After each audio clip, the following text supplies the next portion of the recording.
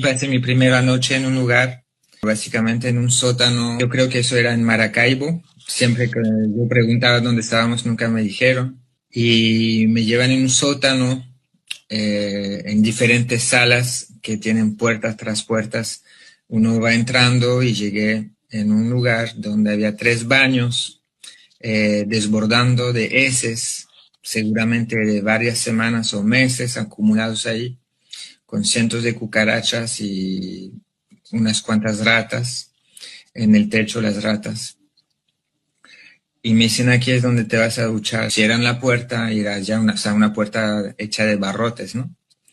En ese lugar había diferentes celdas, yo estuve solo ahí y pude ver en una mesa con diferentes materiales, herramientas de tortura para torturar a la gente, muchas manchas en el piso y en los muros. Miré un poco el lugar y sí pude comprobar que era un lugar, una sala de tortura.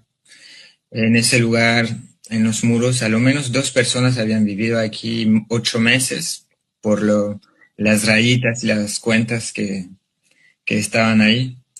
Entonces mi primera noche fue terrible en un lugar donde no se respiraba bien, con mucha humedad y con mucho calor y con el olor de las heces, las cucarachas caminando sobre mi cuerpo. Y el día siguiente llegó un agente de la DGCIM en la tarde, estuve aquí como 24 horas. Y en la tarde-noche llegó un barbón y él de una vez me intimidó y empezó a jugar al juego psicológico conmigo, de intimidarme, de amenazarme, de torturarme y que me iban a hacer hablar, que yo no estaba hablando, que estaba todo cerrado, que me tenían que abrir.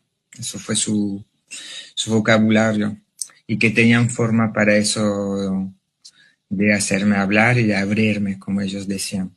Me encapucharon, me pusieron esposas en la espalda, con el mismo suéter que tenían, me lo subieron, me hicieron un nudo y además me pusieron otras capuches. También antes me pusieron un cartón y me drogaron, me imagino que con escopolamina, no puedo estar seguro, pero me drogaron con un spray que tiene un olor de solvantes muy fuertes. Estuve ahí varias horas en otro coche hasta llegar a las oficinas, me imagino, de la DGCIM, otra vez en un sótano debajo de la tierra. Y durante el viaje fui acusado sexualmente por la gente que estaba aquí de la DGCIM. Una mujer que tocaba mis partes genitales, también me dominaba, digamos, físicamente, me levantaba la cabeza, me ponía la cabeza sobre mis rodillas.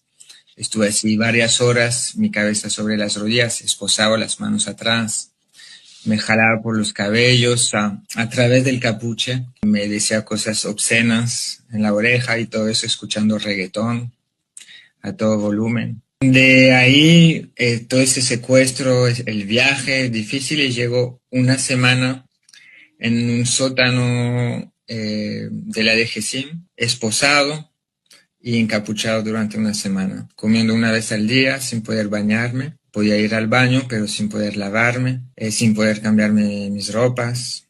Todo el viaje yo estuve muy sudando y estuve así una semana. Así me interrogaban, después de unas horas, encapuchado no pierde la noción del tiempo. Me mentían sobre la hora, me decían que eran las 9 de la noche y horas después me decían es 9 de la noche. Y a la semana me llevaron al Rodeo 1, supuestamente me llevaron al aeropuerto, ¿no?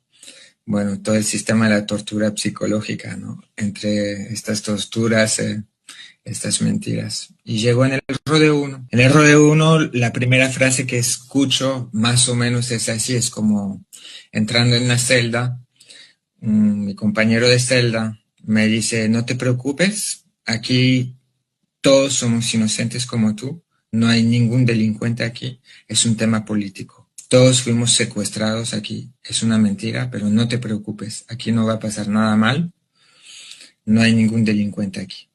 Y eso me tranquilizó mucho y pude en unos segundos con esa frase entender lo que estaba pasando. Y pude entonces levantándome en la cama y mirando en el pasillo descubrir los rostros de los que iban a ser mis compañeros de vida. Sentí que no estaba solo y pude en unos pocos minutos entender que estaba en un sistema, en una industrialización del secuestro y en una política industrial de otajes con extranjeros. El miedo que yo sentía y lo extraño que era estar en esa situación que me recordaba la historia de mi papá. Mi papá era chileno y fue exiliado político de Chile y recibió el asilo político en Francia. Mi padre era comunista en aquel tiempo y por sus ideas sufrió la tortura y fue amenazado de muerte y gracias a un amigo policía que le advirtió que estaba en la lista de mañana, se escapó de Chile y llegó a Francia. Fue un exilio muy difícil y nunca se relevantó de estas torturas y del exilio. Y lo interesante también de mi historia es eso, y lo absurdo de la historia humana, es que yo siendo hijo de un exiliado político chileno, comunista, me encuentro secuestrado por un gobierno comunista y viviendo las mismas cosas que la que vivió mi papá.